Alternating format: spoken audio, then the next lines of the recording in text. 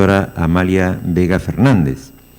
La doctora Vega es médico pediatra, neonatóloga, con maestría en docencia universitaria y doctorado en educación. Es miembro de la Sociedad Peruana de Pediatría y de la Sociedad Iberoamericana de Neonatología, con 35 años de trabajo asistencial, durante los cuales ha sido jefa del Servicio de Neonatología del Hospital Regional Docente de Trujillo. La doctora Vega ha sido directora de posgrado de la Facultad de Ciencias de la Salud de la Universidad César Vallejo, directora de la Escuela de Medicina de la misma universidad y actualmente es la decana de la Facultad de Ciencias de la Salud. Por favor, le invitamos para que conduzca la presente mesa.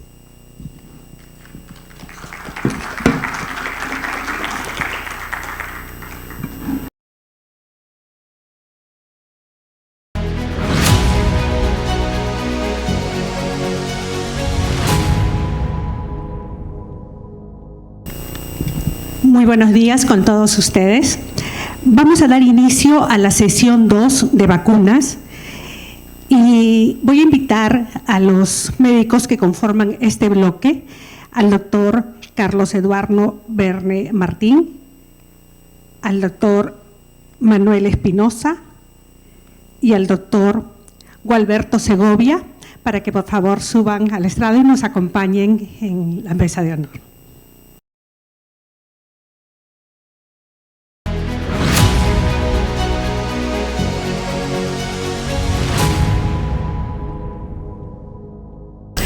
Muchísimas gracias, doctores, por acompañarnos. Presentamos en primer lugar al doctor Carlos Eduardo Verne Martín. Él nos va a presentar el día de hoy Programa Nacional de Vacunación. El doctor Carlos Eduardo Verne Martín es pediatra infectólogo, médico asistente del Departamento de Pediatría del Hospital Cayetano Heredia, profesor asociado de la Universidad Peruana Cayetano Heredia, presidente del Comité de Expertos en Inmunizaciones en el Ministerio de Salud, miembro del Board International de NITAG-OPS,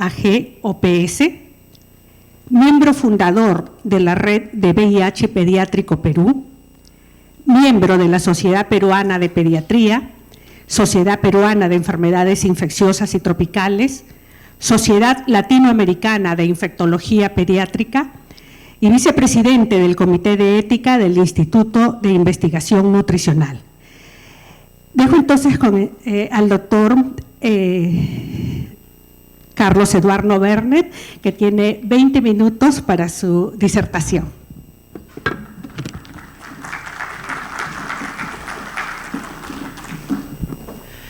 Muchas gracias. 20 minutos para hablar del programa de inmunizaciones es un poquito corto, pero vamos a tratar de hacer las cosas lo más rápidamente que se pueda.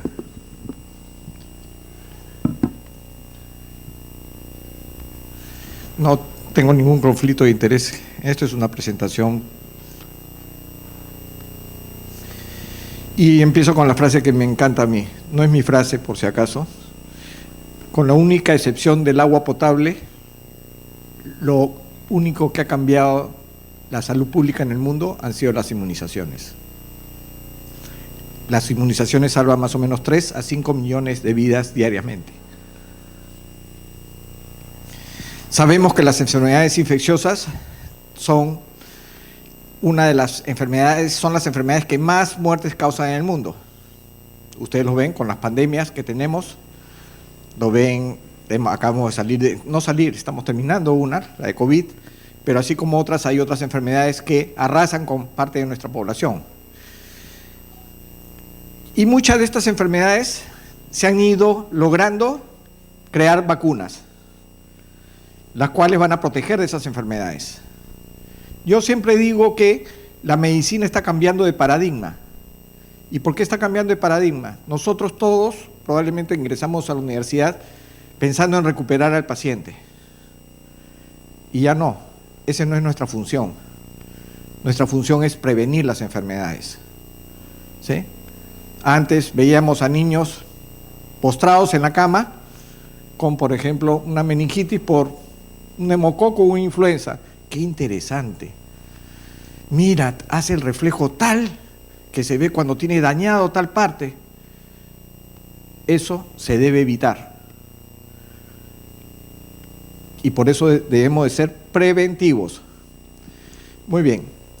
Y en la actualidad pueden ser prevenidas 27 enfermedades con las vacunas que encuentra nuestro programa, el cual ha ido variando con el tiempo. Pero introducir vacunas no es tan fácil.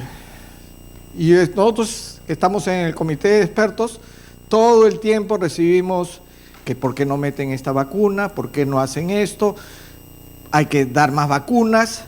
¿Por qué? Porque creas una serie de problemas. Primero tienes que evaluar las enfermedades, ¿sí? La carga de la enfermedad. Hay inclusive instituciones extras a la salud que tratan de buscar que ingresen vacunas, cuando no tenemos una carga tan importante. Hay veces tenemos que planificar cómo va a entrar una vacuna. Todos han escuchado del dengue y por ahí empezaron a hablar, dengue, la vacuna, la vacuna, la vacuna. Eso no es lo que va a solucionar el problema, es parte de la solución del problema. Tienen que trabajar con las otras estrategias, las estrategias metaxénicas, para erradicar al zancudo. Pero eso mucha gente no lo comprende. Y entonces tenemos que decir las cosas como son. Debemos desconocer las vacunas y ver cuál es la más adecuada para ingresar, para nuestra realidad.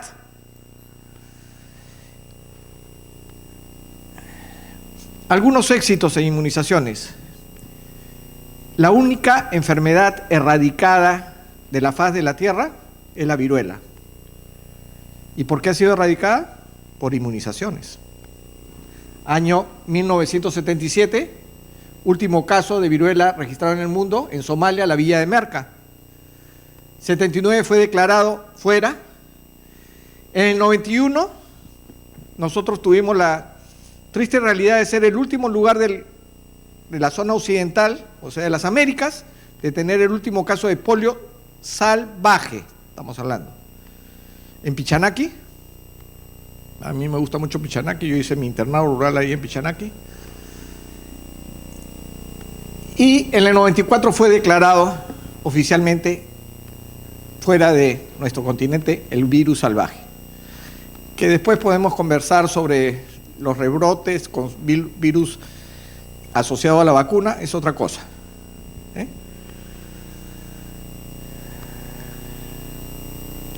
Miren cómo ha cambiado y cómo ha evitado. Número de muertes futuras evitadas por miles, 10.600, y número de muertes evitadas por cada 1.000 personas vacunadas, 16.5. Ustedes dirán, esto no es nada. Pues. Sin embargo, si se muere por sarampión, si se mueren por no vacunar 3 millones de personas al año, nosotros somos 33 millones, en 10 años ya no existimos. Ya no hay gente en el Perú. Sin contar todo lo que podrían quedar con todas las morbilidades asociadas.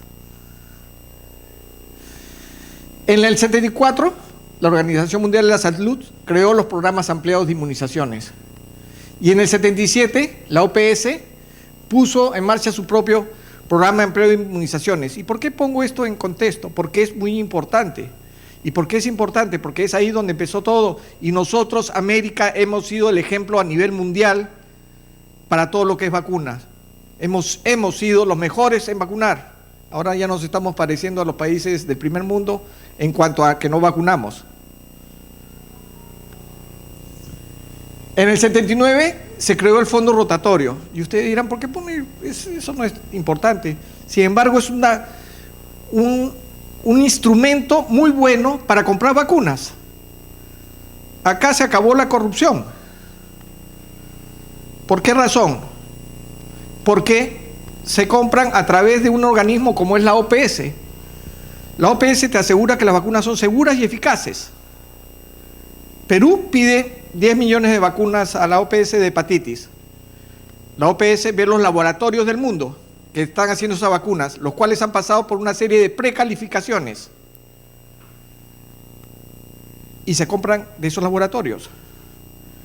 Y por favor, no desmerezcan a países como la India, porque muchos dicen, esa vacuna es la India, yo solo quiero vacunas de Europa.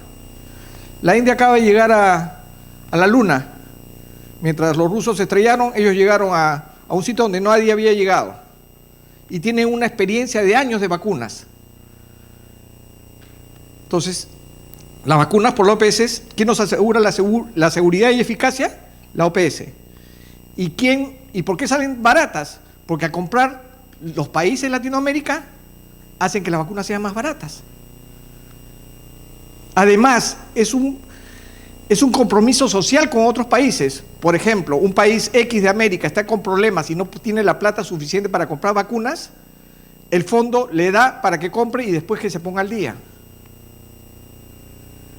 Y acá no trabajamos, los que estamos en el fondo, no se trabaja con laboratorios individualmente, que muchas veces puede causar ciertos problemas. Así empezamos, 1977 hasta el 2002, o sea, cerca de 25 años, no cerca, 25 años, que el programa tenía 1, 4, 5, 6 biológicos. ¿Sí? Recién en el 95 se introdujo la vacuna de hepatitis B, pero en zonas de alta endemicidad.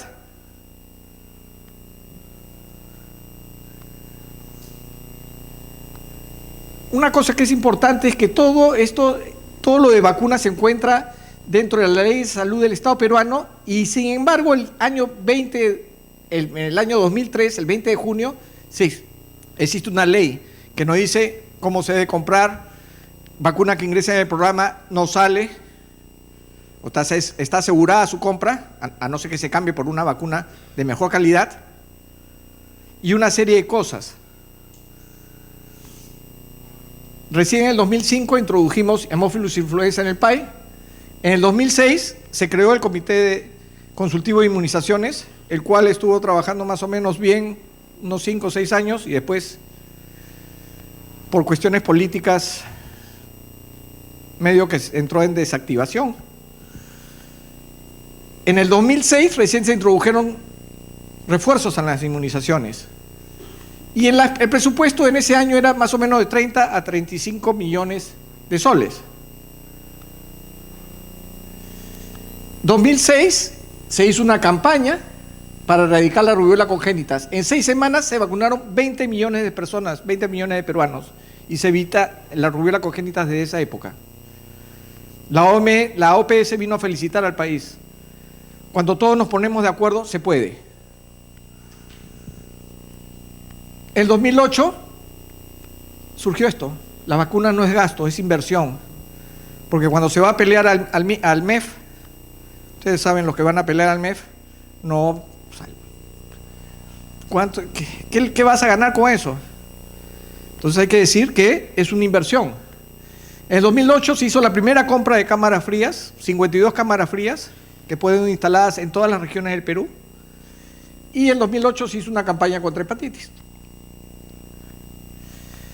Ese mismo año se introdujeron las vacunas de neumococo y rotavirus. Fuimos uno de los primeros países en introducirlas en la región de las Américas, en zonas de extrema pobreza. Al año siguiente ya se ingresó, al año siguiente, el 2009, se ingresaron ya en el esquema regular. Desde el 2009 nosotros tenemos estas vacunas en el esquema regular. También en el 2008 se introdujo la vacuna de influenza estacional con todo el problema que había en ese momento. El 2010, la vacuna pandémica, y el presupuesto del 2010 era aproximadamente 480 millones, de 30 a 35 a 480 millones, porque ahí está incluido no solamente las vacunas, están incluidas las cámaras frías y una serie de cosas más, las jeringas que se utilizan. ¿El presupuesto está asegurado? En el 2011... porque ustedes creen que esto de la HPV empezó hace 5 años, porque hicieron más propaganda en esa época. En el 2011 ya introdujimos la vacuna HPV, la de papiloma. Lo que pasa es que estuvo no se dio tanto propaganda y no se dio tanto impulso. En el 2016 se creó el Comité de Expertos en Inmunizaciones y al año siguiente se reactivó el Comité Consultivo. ¿Por qué dirán que hay dos comités? El Comité de Expertos es el comité que ve toda la evidencia principalmente, y el Comité Consultivo es el comité político. ¿Sí? El Comité Consultivo está dirigido por el ministro de Salud, el viceministro de Salud. El Comité de Expertos está dirigido por mi persona y tiene como secretaria al jefe de la estrategia en ese momento.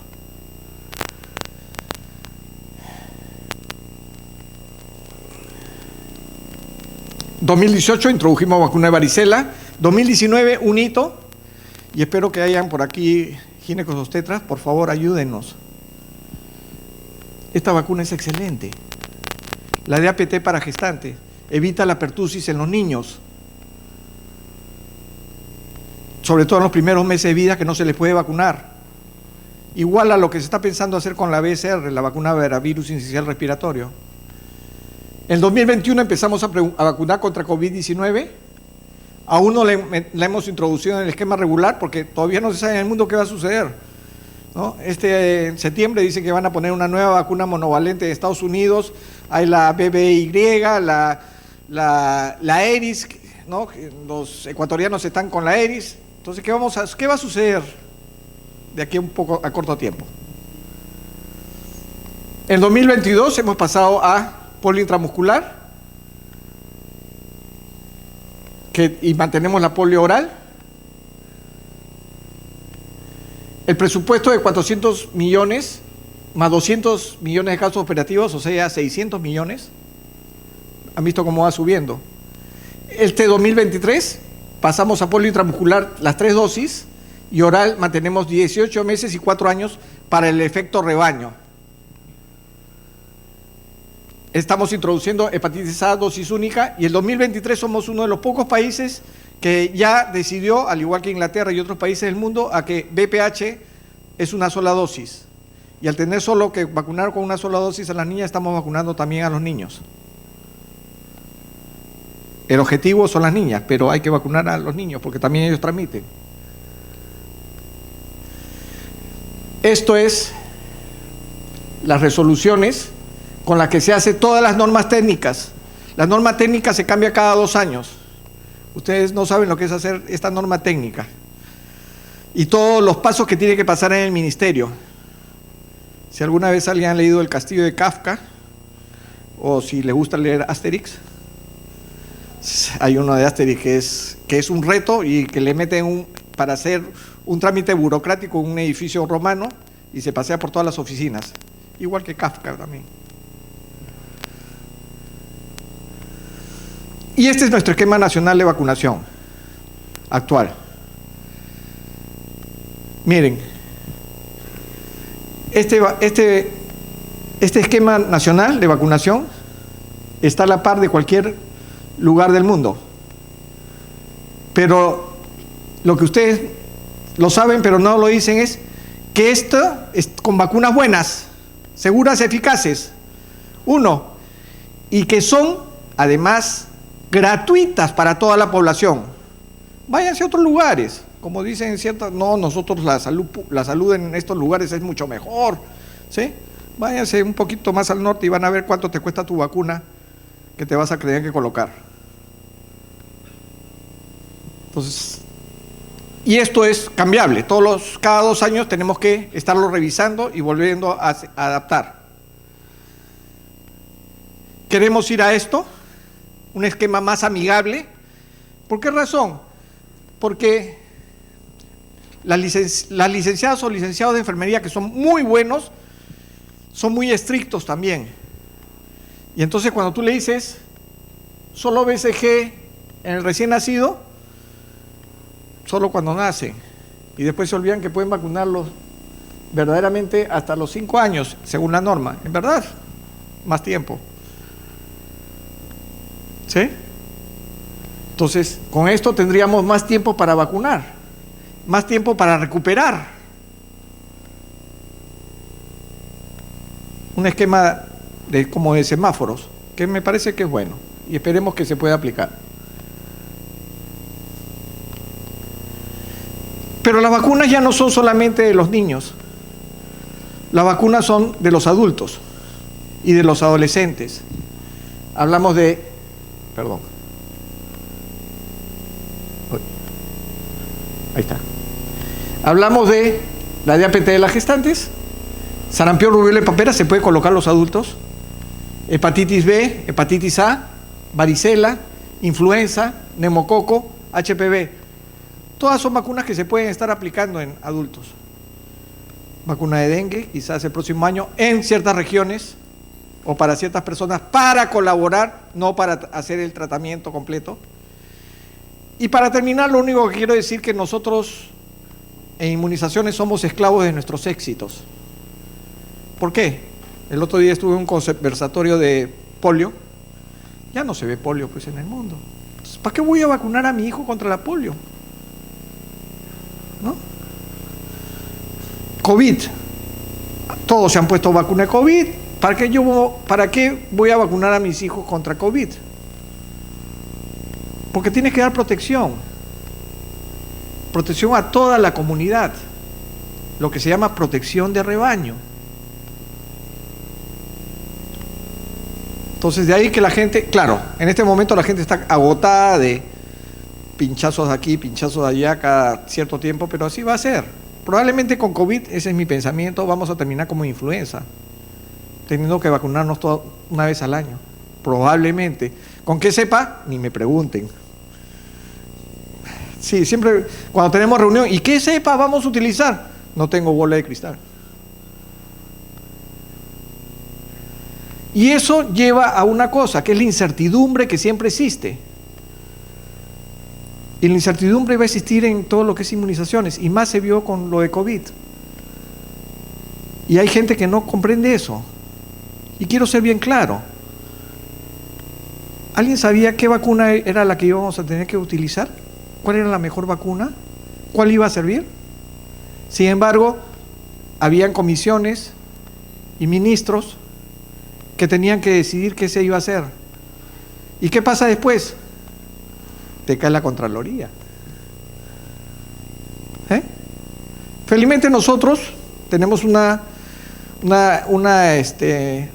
resolución ministerial que dice que somos comité asesor, porque a mí ya me llegaron citaciones de la Contraloría, como el grupo que mandamos. ¿Cómo ha sido que la vacuna ha ingresado? ¿Cómo es esto? ¿Cuánto cuesta? Nosotros, primero que no sabíamos nada de eso, y segundo, nosotros somos asesor, no decidimos. Pero está mal también, porque mientras uno trabaja en incertidumbre, tiene que ayudar, lo hace por ayudar. Y eso es todo, porque hasta acá me dieron tiempo. Gracias.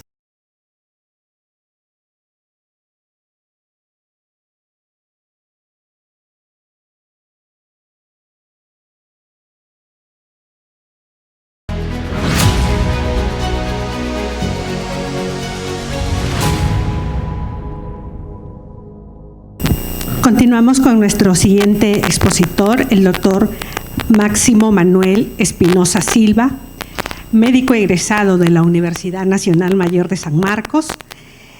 Desarrolló su vida profesional en la provincia de Oxapampa, Direza, Pasco, Hospital Nacional 2 de Mayo e Instituto Nacional de Salud. Consultor en prevención y control de enfermedades infecciosas.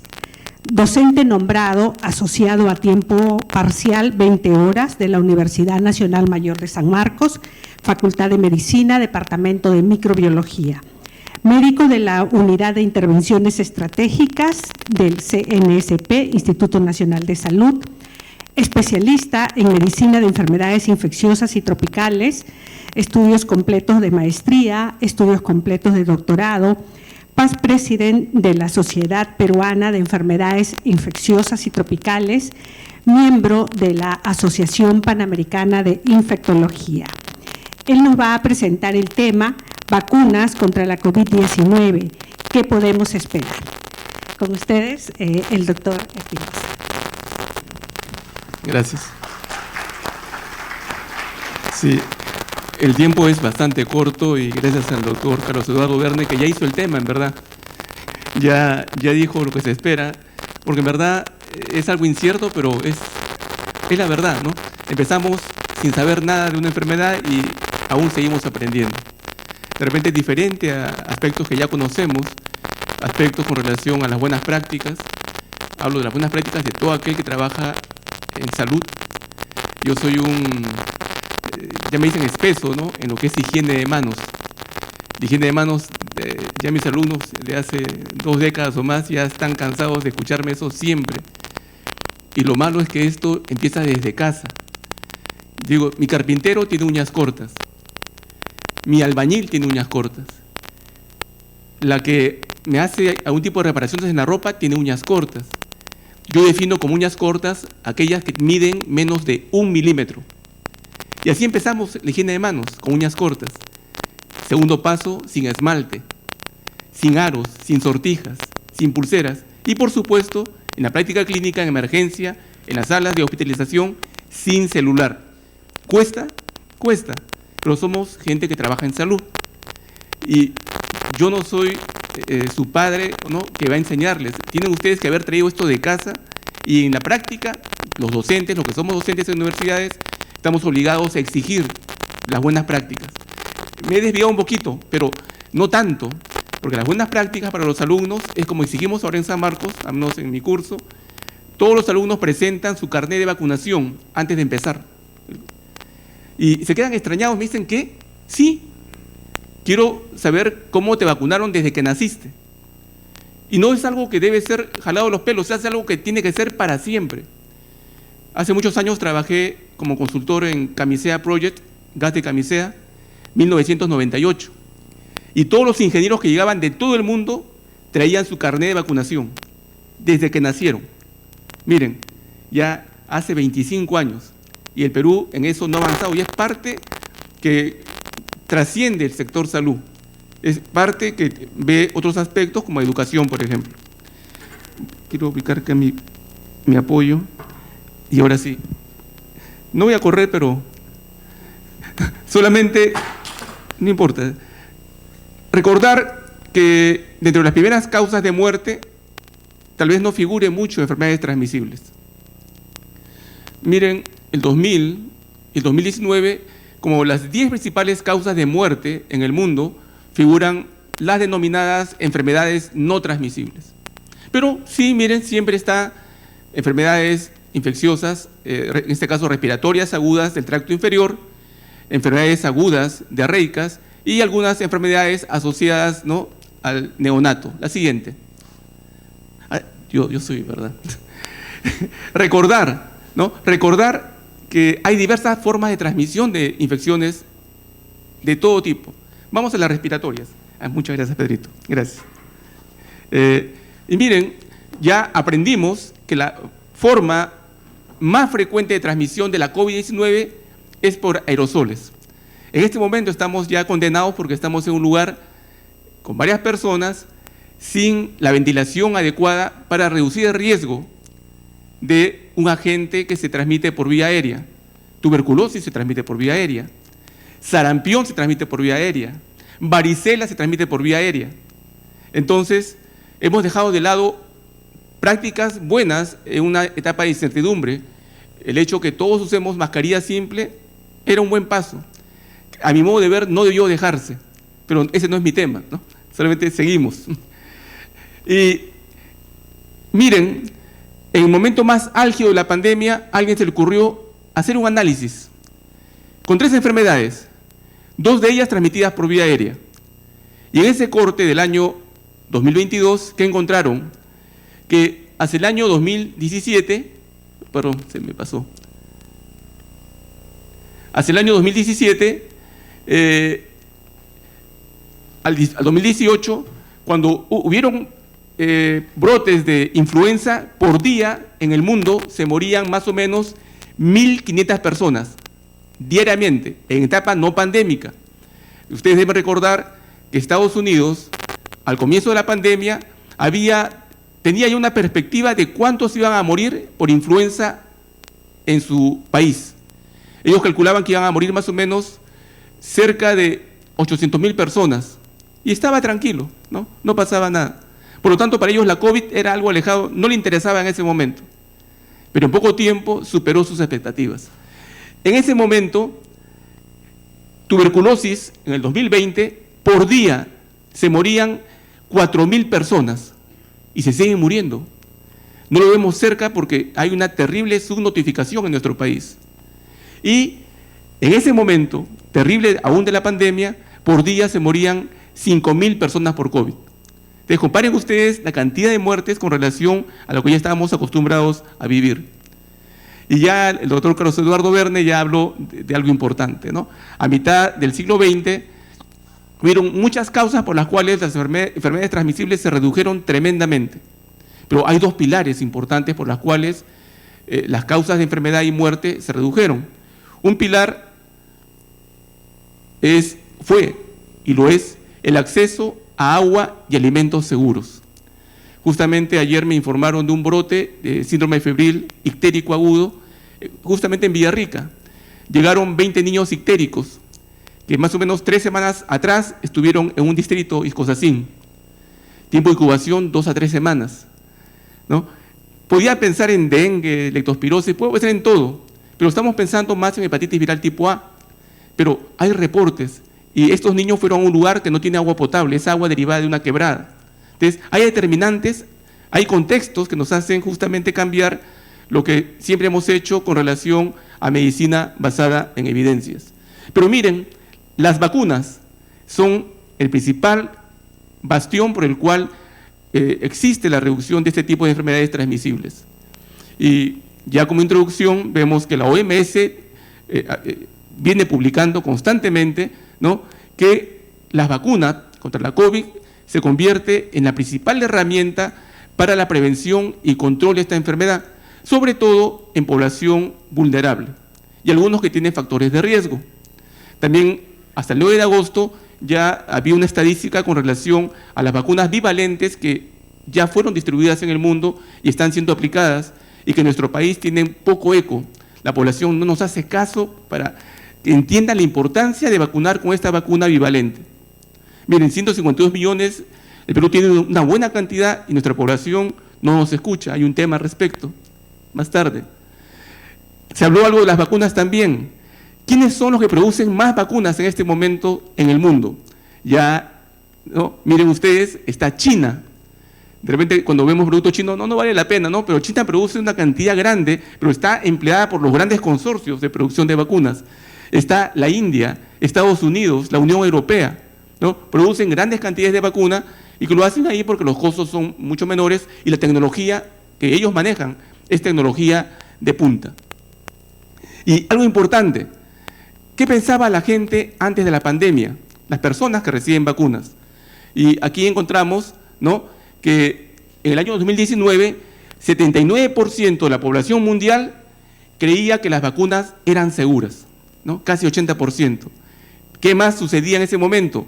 84% pensaban que eran, además de seguras, eran efectivas. Sí me protegen.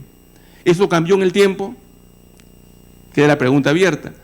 Entonces, hablar de vacunas, hablar de inmunización, hablar de inmunología es un tema amplio que actualmente llegamos a un curso que dura muchas semanas, ¿no? En todo caso, existe una inmunidad natural, hay una inmunidad adaptativa, tenemos una inmunidad pasiva, una inmunidad activa, etcétera, ¿no? Y cuando hablamos ya de vacunas, los que hacen investigación buscan el mejor antígeno, buscan también entender cómo trabaja la persona. Hacer un trabajo, ¿no?, en un ensayo clínico, en una población controlada, es muy diferente a tener una población no controlada, ¿no?, una población de todas las etnias, de todas las edades, de todas las condiciones, en donde estos factores van a darnos finalmente, luego de estudiarlos, por supuesto, la efectividad. Puedo tener una eficacia del 95%, pero de repente en el mundo real, después de mucho tiempo de investigación, encuentro que la efectividad es mucho menor, 80%, 75%. Hablo en general, hablo para cualquier vacuna. Y no olvidar que en vacunas también existen los llamados adyuvantes, ¿no? Son los que van a potenciar la respuesta inmune del antígeno que estamos poniendo en una población y por una vía determinada. Se asumía que la mejor vía de aplicación de vacunas era la vía subcutánea, ¿no? Pero va a depender mucho de los tipos de vacuna. Y aún seguimos estudiando aspectos que tienen que ver con la memoria inmunológica de las vacunas para la COVID-19. Hablo de la memoria básicamente con relación a la inmunidad humoral, que es la que podemos ver fácilmente de menor costo, pero es mucho más difícil ver la inmunidad celular, que es la más importante cuando hablamos de microorganismos, ¿no?, de este tipo, me refiero a virus. Y miren, ya el doctor Carlos Eduardo Werner tocó el tema. En el 2020, el grupo consultor, ¿no?, tuvo un gran trabajo, un enorme trabajo de gran responsabilidad, buscar todas las evidencias para ver qué hacía el Perú con relación a las vacunas. Por lo tanto, había que ver todos los tipos de vacunas que existían, además de ver los ensayos clínicos que se hacían en el mundo en ese momento para que el Perú pudiera tener la oportunidad de tener esa vacuna a tiempo. Vacunas de subunidades, vacunas de virus atenuados, vivos atenuados, vacunas inactivadas, ¿no?, toxoides, vacunas de ADN, ¿no?, vacunas con vectores recombinantes, etcétera, ¿no? Una serie de aspectos que tienen que traspolarse también a los requisitos de una buena vacuna. Estoy saltando los temas, solamente para que ustedes entiendan lo difícil que fue en ese momento intentar acceder a una vacuna y estar parado en este momento y decir qué esperamos, qué perspectivas tenemos con relación a la vacuna contra la COVID. Entonces, primer concepto que debemos tener claro, ¿qué es vacunación? Y ahí está, ¿no? Es inducción de la respuesta inmune efectiva por una parte del sistema inmune, ya sea preventiva o terapéutica, para una enfermedad. Pero algo más. Cuando hablamos que existe de verdad una respuesta inmune protectora, hablamos de vacunación. Pero cuando esto no es tan claro, ¿no?, cuando yo quiero inducir una respuesta inmune, pero no tengo en cuenta en ese momento por diversos aspectos que esta vacuna me protege o no me protege, hablo de inmunización. Y esto es lo que hacemos en el mundo real conforme vamos avanzando, conforme vamos aprendiendo y conforme salen nuevas generaciones de vacunas.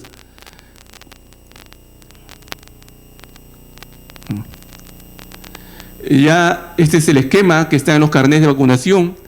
Incluso vemos acá por grupo de edad, ¿no?, podemos ver en qué población está indicada, en quién se estaría contraindicando o no se aplica en nuestro sistema. Eso lo ven en el carnet que los niños reciben. Incluso ahí están las formas de leer los colores. Por ejemplo, acá este color mostaza, vacunación recomendada para el adulto en la norma técnica nacional. Y la última, por ejemplo, gris, vacunación no recomendada. Y no olvidar, ¿no?, que los trabajadores de salud, así como hay inmunizaciones en el niño, en el infante, en el adolescente, en el adulto mayor, en el paciente hemato-oncológico, etcétera, el trabajador de salud es una condición especial por la cual debemos exigir desde estudiantes a todos nuestros alumnos que tengan un esquema acorde a su realidad. Trabaja en la selva, va a viajar en un momento, tiene que inmunizarse. El ejemplo más sensible, de repente, yo sé que el tiempo es corto, es el de fiebre amarilla. Hay un concepto mal entendido. Debe vacunarse, dice la norma de OPS-OMS, por lo menos 10 días antes de viajar. ¿Y qué pasa? Van a vacunarse 20 días antes y la enfermera le dice, no puede vacunarse. ¿Por qué? Porque tiene que vacunarse 10 días antes de viajar. O sea, no se entiende, no se entiende. Ya, es por lo menos, lo ideal es que alguien se vacune contra fiebre amarilla 30 días antes de viajar, es lo ideal. A los 10 días, 80% tendrá anticuerpos neutralizantes. A los 28 días, 90% tendrán anticuerpos neutralizantes. A los 60 días, usualmente o menos, 99% tendrá anticuerpos neutralizantes contra fiebre amarilla. ¿Cuál prefieren? ¿80% o 99%? 99%. Le quedan 2 minutos. Sí, doctor. disculpen. Y entonces, hay millones de vacunas, ¿no? Hay, ya se conversó con relación a algunos efectos que pueden producirse. Miren, han hablado de casos de miocarditis. Es cierto, va a haber eventos adversos, pero la vacunación va a salvar mucho más vidas y sobre todo mucho más en esa población vulnerable. Ahí está lo que siempre decimos ahora como maestros, ¿no? Si buscas resultados distintos, no hagas siempre lo mismo, hay que cambiar. Y esto ocurrió con el equipo de doctor Carlos Eduardo Verne y el doctor Carlos Castillo, cuando trabajaron duro, ¿no?, en este lapso de tiempo buscando a la carrera una vacuna, ¿no? Una vacuna que el Perú pudiera tener a la mano, ¿no?, en cuanto estuviera a la venta, incluso adelantarnos a los hechos. Hubieron planes, ¿no? Empezó la carrera porque todos los países del mundo querían la vacuna. Por supuesto, la diferencia es que nosotros estábamos en el fondo rotatorio, pero había un poder económico que iba mucho más arriba al nuestro. Israel, con su dinero, compró casi toda la existencia al comienzo y tenía para dar 2 vueltas a toda su población rápidamente. Cosa que no ocurría con nosotros, que dependíamos del fondo rotatorio, ¿no? Y miren, todo el mundo empezó a correr, menos África, porque África no tenía ninguna posibilidad en ese momento, ¿no? Y se tomó en consideración una serie de aspectos que ya se mencionaron: duración de la inmunidad, las interacciones que podrían haber, qué dosis iba a ponerle, si llegaba esta vacuna, podía almacenarla. Esta vacuna requiere ser almacenada a menos 80 grados centígrados. ¿Tenemos cabinas de ese tipo? Era difícil, muy difícil tomar ese tipo de decisiones. Vacunamos a niños, adultos mayores. Entonces, diversas preguntas que ese comité tenía que discutir mañana, tarde y noche. Mire, cuando ya hubo vacuna, ¿quién compró la vacuna al comienzo? Canadá, Estados Unidos. Octubre, al instante, con su plata.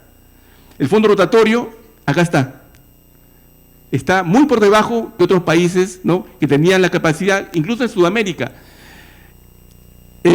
Argentina, Brasil y México tenían mucha más capacidad de compra de vacunas que el fondo rotatorio, ¿no?, que nos apoyaba en ese momento. Entonces, miren ustedes, todo lo que se hizo para tener a la mano, se trabajó todo esto hasta que hubo la crisis, ¿no?, la crisis política, pienso, que se tumbó abajo todo el comité, todo lo que se había avanzado, y el grupo que llegó se hizo dueño, ¿no?, y fue el héroe de que consiguió la vacuna, pero el trabajo, ¿no?, el trabajo fue arduo de un grupo de gente que en este momento está en el olvido por ahora. ¿Qué queremos para futuro? Yo sé que ya no me queda mucho tiempo, o casi nada, ¿no? Como dijo el doctor Carlos Eduardo Verne, seguir trabajando. ¿Por qué seguir trabajando? Porque no sabemos qué nos espera. El virus sigue mutando, sigue cambiando. Sabemos que es mucho más transmisible. 10 veces al comienzo, 20 veces más transmisible, 60 veces, otra vez 10 veces, cada vez es más transmisible. Basta que yo vea uno, todos están infectados prácticamente. La vacunación va a ser la mejor herramienta, ¿no? Pero, ¿por qué motivos? Básicamente, el motivo primero es que si el virus muta, el virus va a esquivar la inmunidad del paciente adquirida por una infección natural o por vacunas previas. Entonces, al saltar la inmunidad, la infección se puede traducir en síntomas clínicos que pueden ser graves en algunos tipos de personas. Estamos siempre atentos a los reportes mundiales de las llamadas variantes que están bajo vigilancia. En este momento, como dijo el doctor Verne, ya hay una vacuna que sale en septiembre. Pero en este momento hay una variante de interés que está creciendo tremendamente.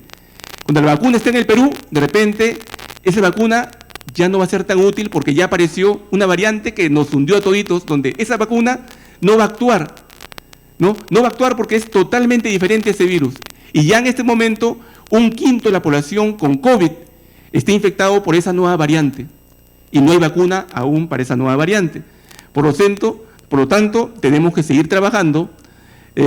No hay que dejar de lado, por supuesto, las medidas usuales de distanciamiento, ventilación, ¿no? Y siempre vamos a estar vigilando y siempre vamos a estar pensando en que la vacuna contra el COVID sea una vacuna anual, tal como se hace con la influenza en este momento. Y van a haber momentos de pandemia en los cuales tal vez tengamos que rápidamente cambiar porque la que salió ya no sirve, ya no es útil para reducir la morbimortalidad. ¿Ya? Entonces, aquí termino, ¿no? A pesar que tenga una vacuna, y eso es igual para las ITS, ¿no? Así haya una vacuna para el VIH, por ejemplo, las medidas de prevención y control nunca van a dejar de ser útiles. En este caso, ¿no?, estar en ambientes ventilados, si no tengo esa seguridad, el 100% tendría que usar mascarilla, no olvidar la higiene de manos, mantener la distancia, la llamada etiqueta de la tos y del estornudo, y por supuesto, ventilación, aspectos que no se consiguen fácilmente en este momento. Muchas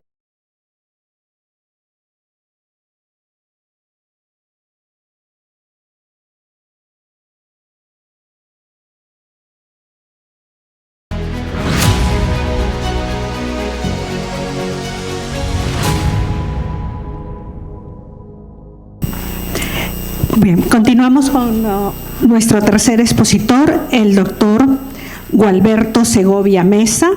Él es médico cirujano, especialista en medicina familiar y comunitaria, maestro en gestión de la innovación, estudio de doctorado en medicina por la Universidad Nacional Mayor de San Marcos, gerente público de Servir, exdirector ejecutivo de Medicina Tradicional del Instituto Nacional de Salud, exdirector general del Centro Nacional de Salud Intercultural del Instituto Nacional de Salud, actualmente alto comisionado del MINSA para la emergencia sanitaria por dengue. Él nos va a presentar el tema adherencia y reticencia a la vacunación. Doctor Segovia. Muchas gracias, doctora. Muchas gracias. Bueno, primeramente agradecer a los organizadores del evento y creo que los dos ponentes anteriores me han ahorrado bastante también información que tengo que compartir con ustedes. Hemos escuchado el tema de la gran diferencia que hemos tenido en acceso al tema de la vacuna por los diferentes países. Hemos visto que eso es un valor importante en cualquier sistema de salud. Y estamos hablando del tema de la equidad, ¿no es cierto? Estamos hablando del tema de los derechos y muchos valores que nuestro sistema de salud tiene que ir, digamos, cumpliendo, pero cumpliendo con toda la población, ¿no? Todavía existen grandes diferencias que tenemos que ir trabajando. Entonces, yo voy a justamente enfocarme un poco en el terreno de la salud comunitaria y lo que hemos estado trabajando desde el Instituto Nacional de Salud, desde el Centro Nacional de Salud Intercultural, durante la pandemia, para proteger a nuestros pueblos indígenas y afroperuanos, que son la población excluida, no solamente socialmente, sino también sanitariamente. Tienen una gran exclusión. Entonces, son pueblos vulnerables y tenemos que protegerlos, porque es su derecho y porque tenemos que aplicar la equidad. Y la equidad significa darle más al que tiene menos. Eso es un buen sistema de salud. Entonces, en esta presentación voy a hablar sobre el contexto de la pandemia.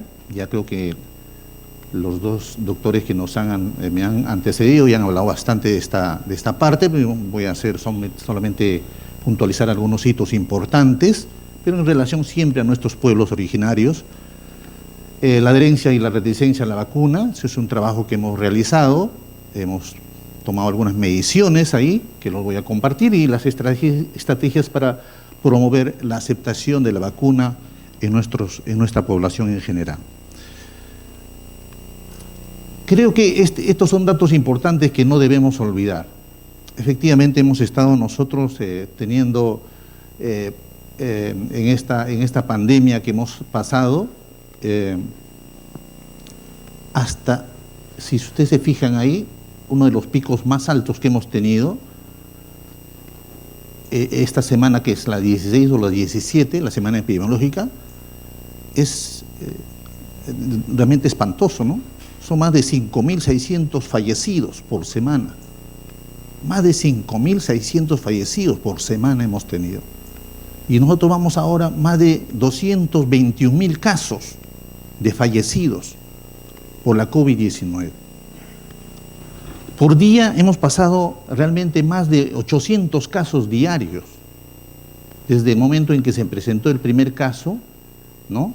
El 3 de marzo del año 2020.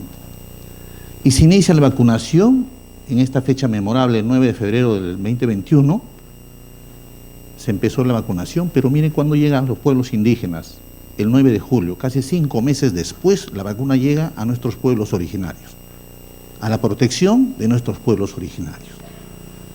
Y entonces ahí tenemos, si ustedes ven ahí, un tiempo bastante importante de 5 meses, donde la población indígena, la población andina, amazónica, que por ley tienen el nombre de comunidades campesinas o comunidades nativas, porque eso también hay que aclarar. He estado realizando talleres en otras regiones y me decían en algunas regiones, doctor, nosotros no tenemos pueblos indígenas. Y cuando vimos en la base de datos del Ministerio de Cultura, tenían como 80 a 100 pueblos indígenas, que ahora tienen el nombre de comunidades campesinas. Ellos son los pueblos originarios. Ellos han ido al Ministerio de Cultura y se han inscrito como pueblos originarios, ¿no? Entonces, hay que conocer un poquito esta parte porque no estamos entendiendo aún, porque existe una gran discriminación hacia los pueblos originarios, especialmente a la palabra indígena. Se han hecho encuestas en el Ministerio de Cultura, ¿no? Y es realmente vergüenza ajena, decimos, cuando en esa primera encuesta de discriminación, de todos los encuestados, el 22% de aquellos que han dicho que han sido discriminados, habían sido discriminados en un establecimiento de salud, luego en un municipio, luego en una comisaría y en otras instituciones. Pero donde se ha discriminado más ha sido en nuestros establecimientos de salud. Por eso es que tenemos que tomarlo esto con mucho, digamos, interés. Entonces, ahí tenemos un dato importante, 9 de julio, y a ver si podemos regresar acá. Bien, y empezamos con la vacunación. Efectivamente intervino el Ministerio de Cultura, las otras instituciones, organismos no gubernamentales, para ir a proteger a las poblaciones indígenas, que lo único que tenían ellos en su protección, ¿qué cosa era? Su medicina tradicional, su aislamiento comunitario. Se protegieron ellos así, ¿no? Y casi siempre estuvo ausente el Estado.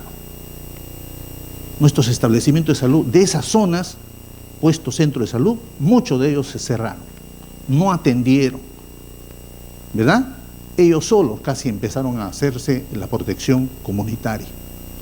Entonces empezó el trabajo y acá tenemos algunos datos importantes en la evolución de esta campaña de vacunación. Se empezó la vacunación, ¿verdad?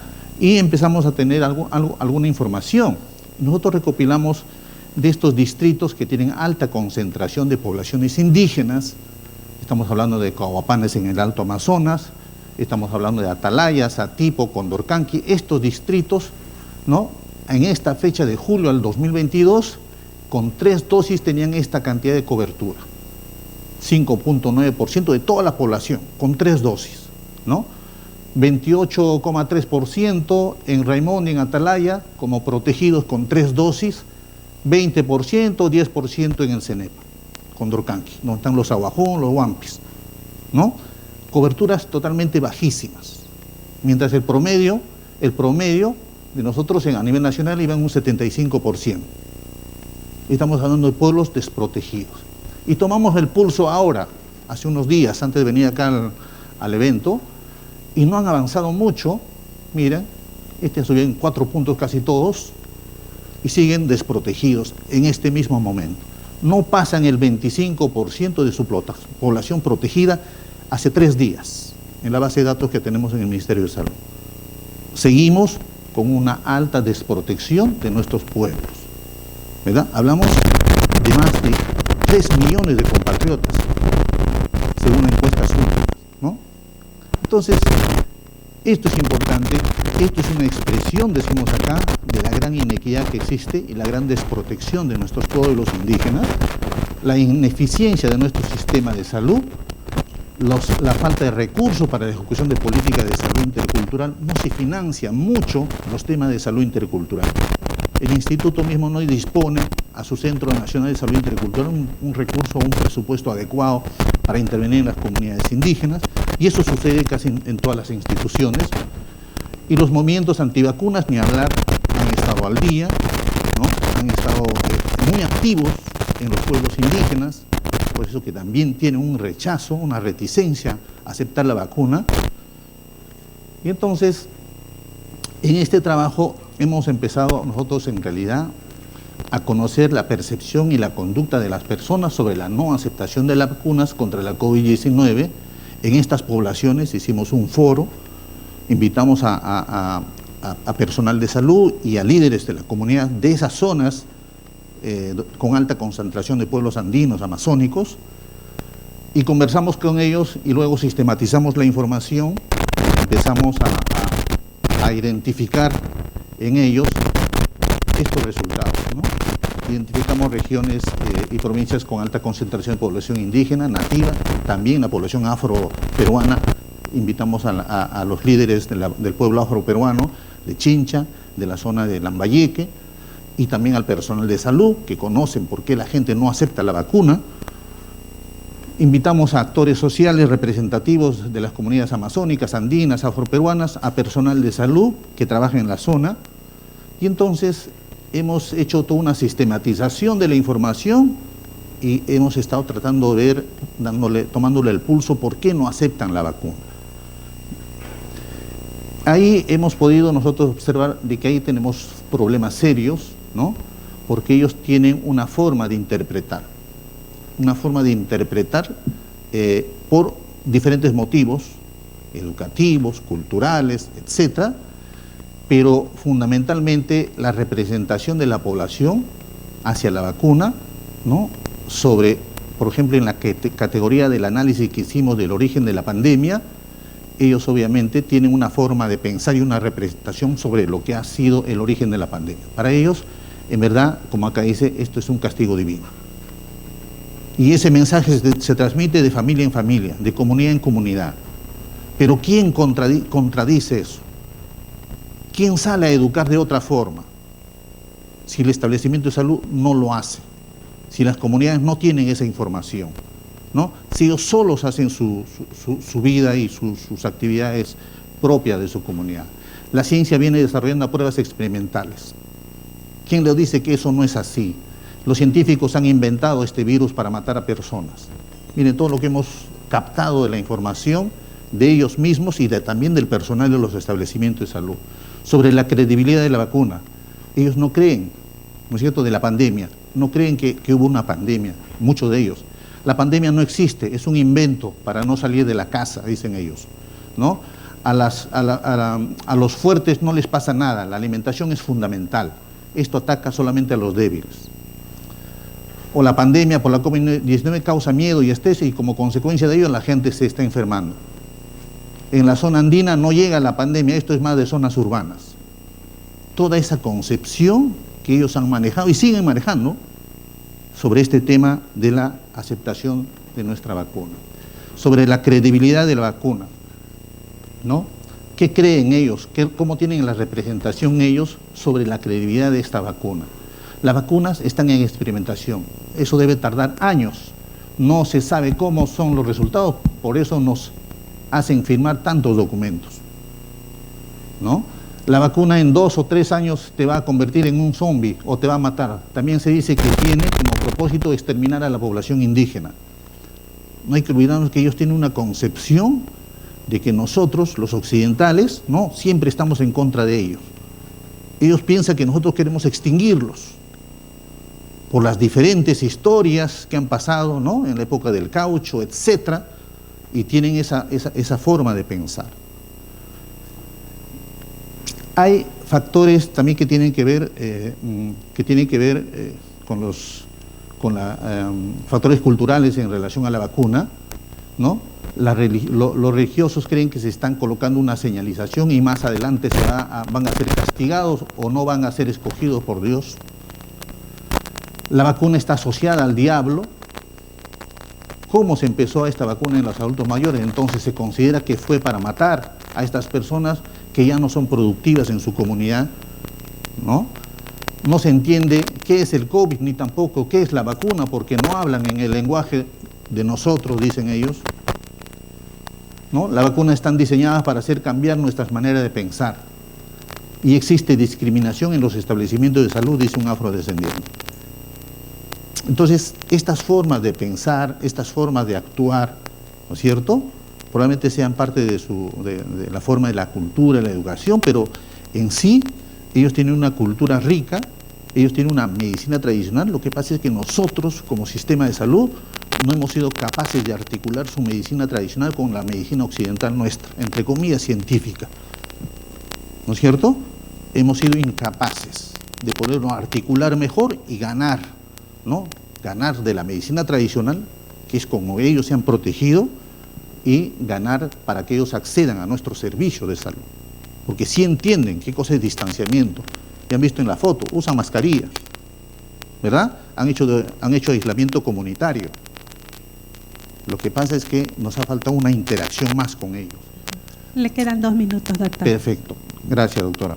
Y entonces hemos estado nosotros haciendo algunas recomendaciones de que debe haber más eventos científicos sobre estos temas, mayor difusión, información y comunicación con mayor pertinencia cultural. Debemos intensificar más investigaciones socioantropológicas, investigaciones en comunicación intercultural, mayor diálogo intercultural con nuestras comunidades, diagnósticos socioculturales relacionados a discriminación y exclusión social que ellos sufren constantemente y la gestión del cambio de nuestro sistema de salud. Esto tiene que cambiar, ¿verdad? Nosotros hemos trabajado, y con esta parte termino, 2 instrumentos. Un instrumento para la labor del extramuro, para el trabajo extramural de nuestros servicios que atienden a nuestros pueblos indígenas. Este trabajo extramural es importante porque tiene que promover la participación de ellos, de la comunidad, y la participación de los otros sectores e instituciones que trabajan dentro de los territorios de nuestras poblaciones. Y ese es un trabajo que tenemos que hacerlo con el gobierno local. Aquí hay una guía metodológica, esta estrategia se llama el diálogo intercultural, y este diálogo intercultural con la población andina, amazónica y pueblo afroperuano tiene que intensificarse. Qué bueno sería que los serumistas salgan ya sabiendo cómo se hace un diálogo intercultural con la población. Eso es importantísimo. Tenemos que enseñar estas herramientas para que ellos conozcan cómo se ingresa a una comunidad nativa, ¿verdad? Tienen que organizarse estos diálogos interculturales en salud para la aceptación de la vacuna contra la COVID-19. Como dice la política sectorial de salud intercultural, tenemos que garantizar el derecho a la salud desde los enfoques interculturales, de derecho, de género y de inclusión social hacia nuestro servicio de salud. Esta es una herramienta importantísima, el diálogo intercultural en salud. Esta herramienta ahora se usa para salud mental, para salud materna, para salud del niño, para diferentes estrategias sanitarias. Lo hemos visto que utilizan muchas organizaciones internacionales para trabajar sus temas. Es una herramienta. Y como herramienta debemos conocerlo para nuestro abordaje en el trabajo extramural. Y para el intramural tenemos esta otra herramienta que es la gestión del cambio. Este también es una herramienta importante para los servicios de salud y aquí tenemos que fortalecer la organización y la gestión de la interculturalidad de nuestros servicios. Esto es una herramienta importantísima porque si no cambiamos la forma de pensar del trabajador, del médico, de los otros profesionales, ¿verdad? Y no le damos la herramienta de cómo se gestiona la interculturalidad, va a ser muy difícil cambiar, ¿no? O mejorar el acceso de la población a nuestros servicios de salud. Esta es una estrategia, como dice la OPS, es una estrategia de gestión y es una estrategia educativa para mejorar la respuesta con un trabajo en equipo, en este caso frente a la pandemia de la COVID. Esto es lo que se ha estado trabajando en muchas comunidades y hay algunos resultados también interesantes y lo más importante aquí, hay que sistematizar todo este trabajo y hay mucho trabajo por hacer. Eso era...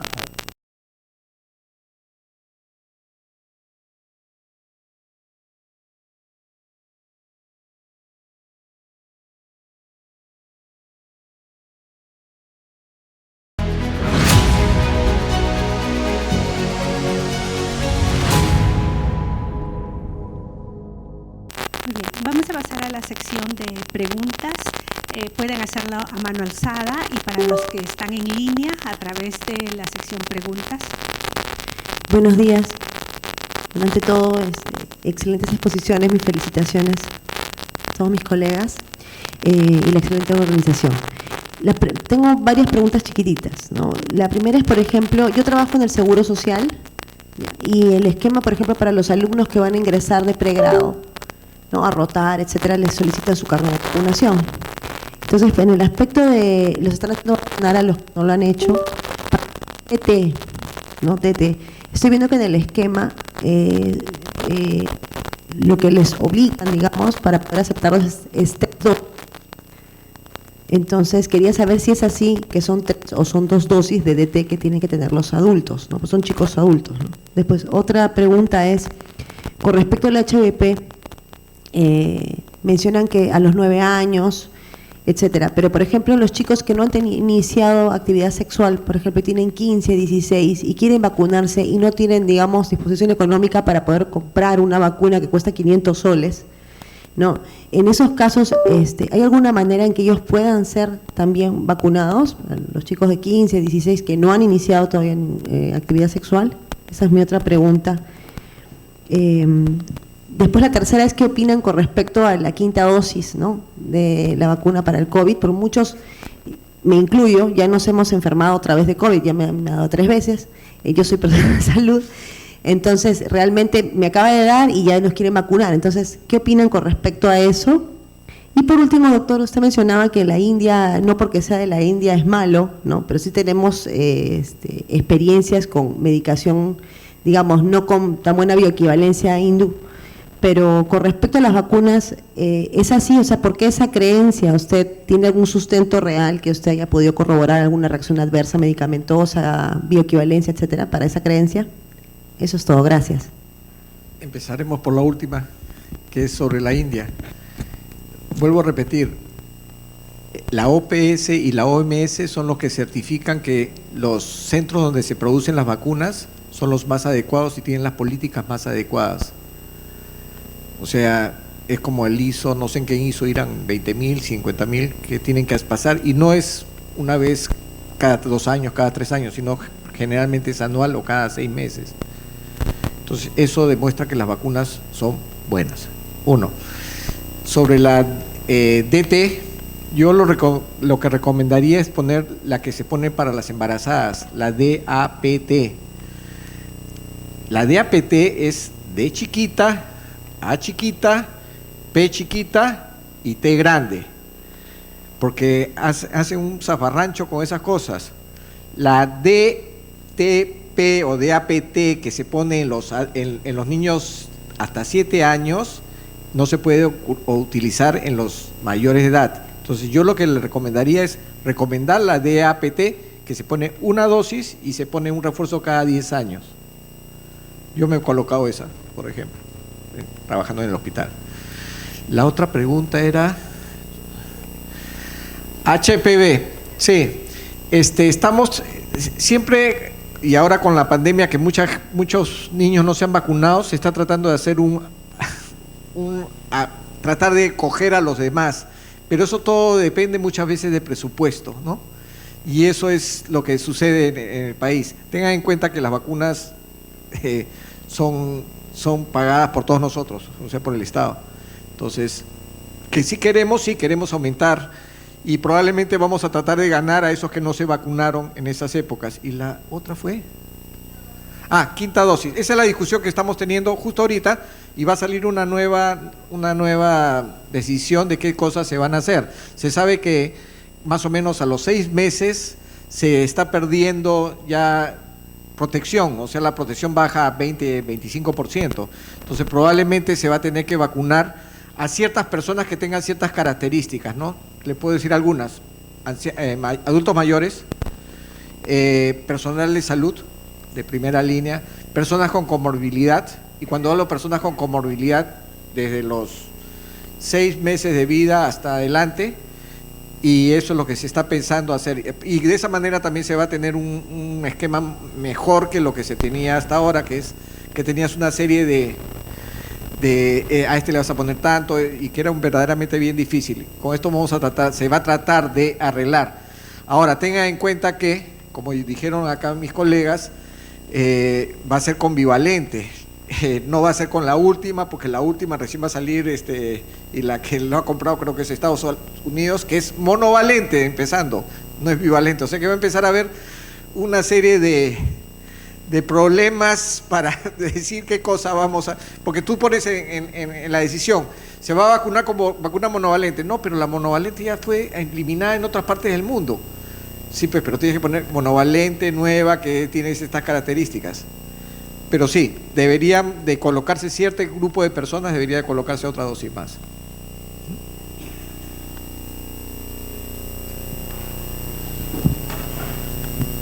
Gracias.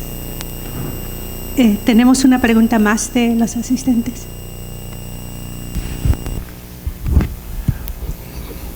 buenos días todavía. Agradecer y felicitar a nuestros colegas por excelentes exposiciones. El doctor Espinosa nos está haciendo recordar lo que deberíamos haber aprendido. La historia reciente, triste, que hemos pasado por la pandemia de COVID, nos ha dejado grandes enseñanzas, pero muchas de las cosas ya nos estamos olvidando, y usted nos ha remarcado el control de infecciones de vías respiratorias, por no usar protector respiratorio personal, lavado de manos, sobre todo el control ambiental, etcétera. Y el doctor Segovia excelentemente nos ha hecho recordar todos los problemas que han tenido a nivel sociocultural en esta pandemia. Entonces, no debemos olvidar lo que hemos pasado recientemente, y hay cosas que no debemos olvidar, como por ejemplo, ¿qué pasó con la demanda de oxígeno? Muchísimas familias tuvieron que endeudarse para conseguir oxígeno. Todo lo que vimos en la televisión por un balón de oxígeno.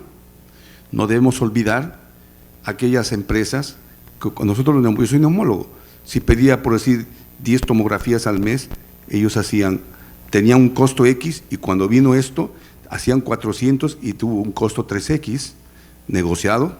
¿Qué pasó con esos medicamentos que parecían que podían funcionar? ¿Se acuerdan? Hidroxicloroquina, ¿se acuerdan? Ivermectina. ¿Qué pasó? ¿Qué pasó con las farmacias, los laboratorios? No olvidarse que algunos, o no muchos, no muy pocos colegas, comenzaron a tratar cobrando miles de soles a las familias por el tema de los pacientes complicados con COVID. No nos olvidemos que el doctor Segovia nos ha hecho mencionar el sistema de salud, pues colapsó. Entonces, la pregunta es, ¿nos olvidamos de esos temas que son tan importantes como lo que he mencionado? ¿Qué debemos hacer? ¿Dónde debemos actuar? ¿Qué actores son los que toman decisiones? Se me ocurre, ahorita, el colegio médico, que tiene que ver con mucha de la actuación de los médicos, tendrá que prever alguna normatividad para que no se repita esto.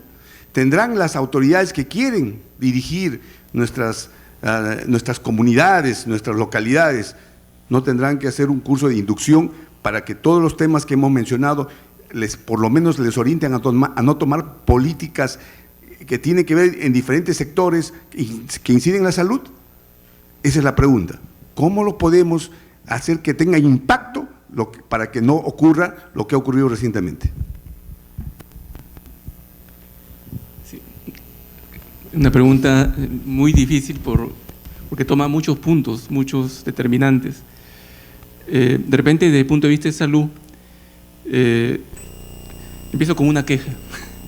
El Colegio Médico del Perú me sancionó por haber hablado mal de los colegas, ¿no?, en plena pandemia.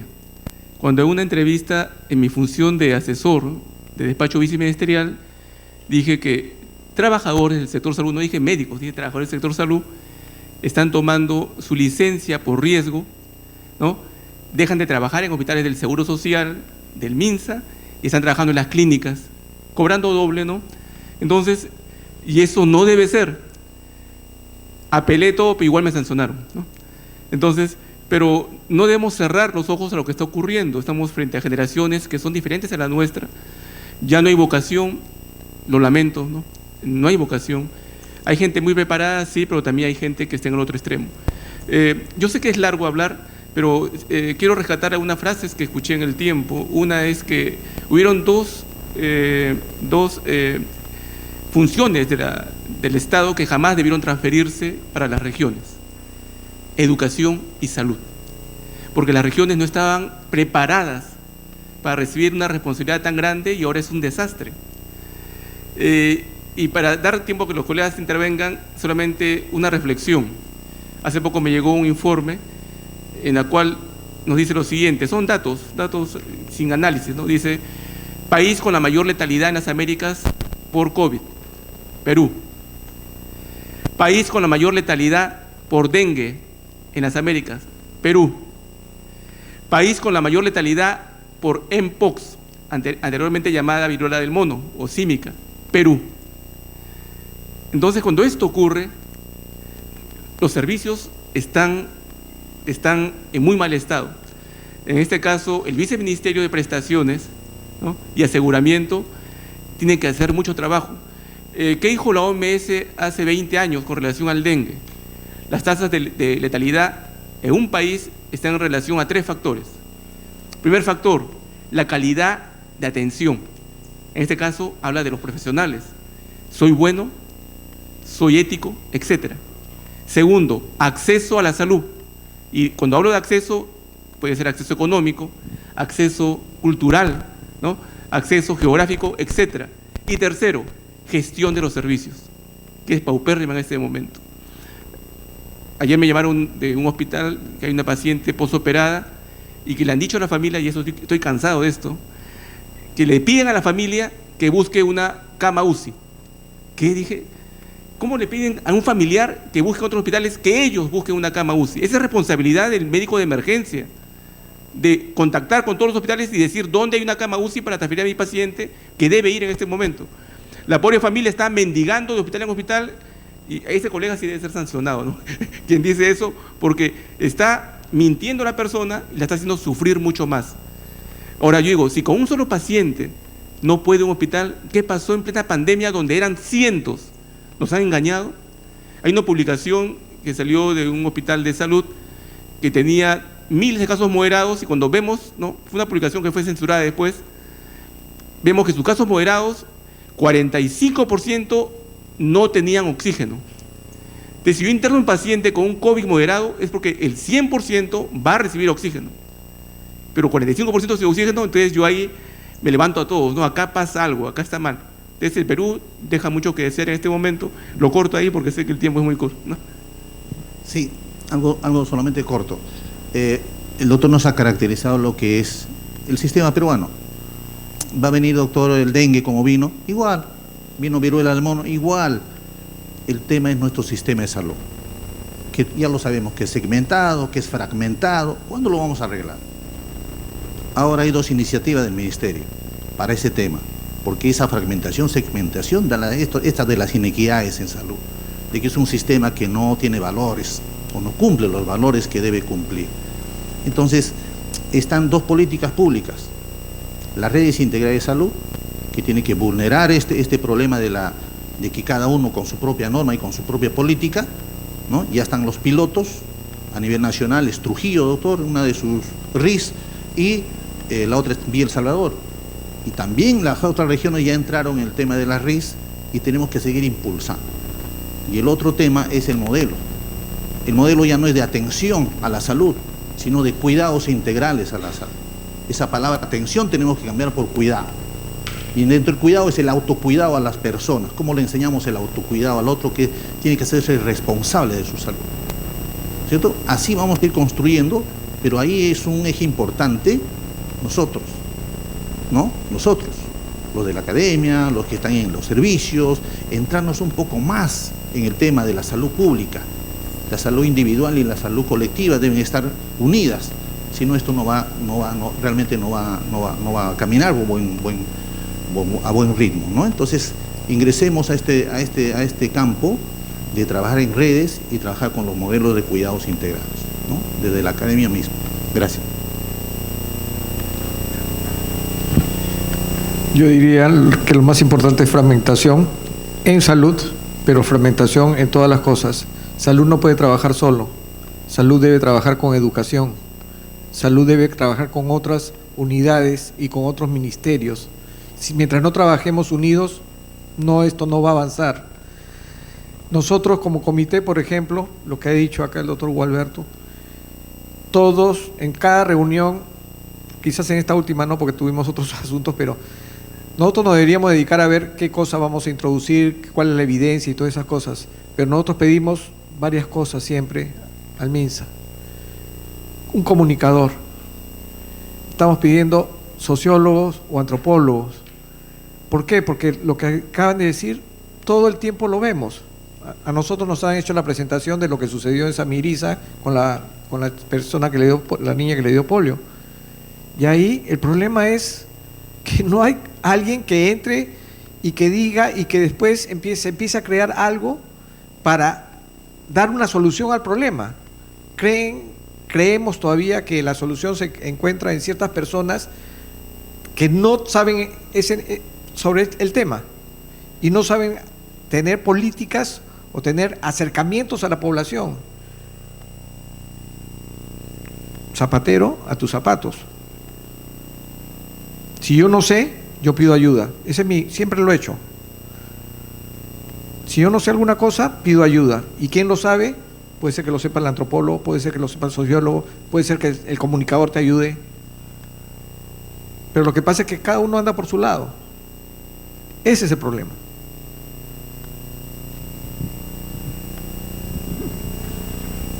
Entiendo que hay muchísimas preguntas, no vamos a poder aceptarlas todas, lamento mucho en aras del tiempo. Hay también muchas preguntas de las personas que están conectadas virtualmente, pero ya hemos sobrepasado el tiempo asignado y les pido disculpas por eso. Agradezco a los 3 expositores, realmente es un tema muy importante y que de repente luego entre los entretiempos pues las personas pueden conversar con ellos directamente. Muchísimas gracias, doctores, por sus magníficas presentaciones.